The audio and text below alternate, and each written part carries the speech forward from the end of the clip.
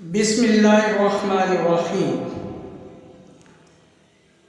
مدینہ منورہ میں سب سے قدیم کسی بھی آثار کی اصل باقیات کی اگر آج بھی بات کی جائے تو ان میں محل عروہ بن زبیر رضی اللہ تعالیٰ عنہ بھی شامل ہے۔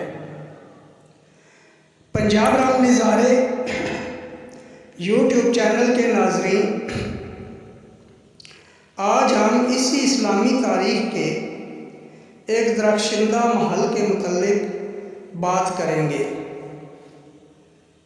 اگر موجودہ دور میں اسلامی تہذیب و ثقافت اور تمدن کو مجسم شکل میں دیکھنا ہو تو محل عروہ ابن زبیر رضی اللہ تعالیٰ عنہ وہ عمارت کہلائی جا سکتی ہے۔ تقریباً 1300 سال سے زائد عرصہ قبل تعمیر ہونے والا یہ محل مدینہ منورہ کی بطور اسلامی ریاست کے دارالحکومت کی یاد دلاتا ہے۔ یہ محل اب تو کھنڈرات میں بدل چکا ہے، مگر پھر بھی اپنی باقیات سے یہ محل اس عہد میں اسلام کی فاتحانہ شان و شوکت کی اولین یادگار ہونے کے ساتھ ساتھ بیتے دنوں میں مسلمانوں کی اس عہد فتوحات کے بعد عمارت کا بھی گواہ ہے۔ ویورز، یہ محل پہلی ہجری میں تعمیر ہونے والا اسلامی دور کے آغاز کی نشانیوں میں سے ایک ہے، جو مسجد نبوی صلی اللہ علیہ وآلہ وسلم سے تقریباً 3.5 کلومیٹر کی دوری پر واقع ہے۔ یہاں 3 بڑے باغات موجود ہیں، جبکہ پرانے زمانے کے کچن اور کمرے بھی موجود ہیں۔ ایک کنواں بھی موجود ہے جس کے بارے میں خیال کیا جاتا ہے کہ مکہ مکرمہ سے آنے والے مسافر یہیں سے پانی پیا کرتے تھے۔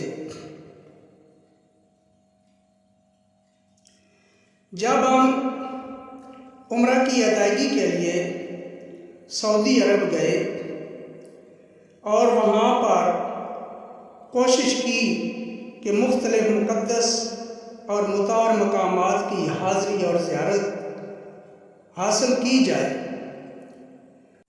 تو ان میں سے ایک عمارت یہ محل بھی ہے۔ جب ہمیں مدینہ منورہ کی حاضری نصیب ہوئی تو ہم نے اس اسلامی تاریخ کے درخشاں مقام پر بھی حاضری دی، لیکن شومی قسمت کہ ہم اندر نہیں جا سکے، کیونکہ حکومت سعودی عرب نے اس محل کے گرد فولادی باڑ لگائی ہوئی ہے، کوئی بندہ اندر نہیں جا سکتا۔ اب یہ نہیں معلوم کہ یہ کس وجہ سے لگائی گئی ہے، اسے کس وجہ سے بند کیا گیا ہے۔ چنانچہ باہر کی دیواروں سے تصاویر لی گئی اور ہم واپس آ گئے۔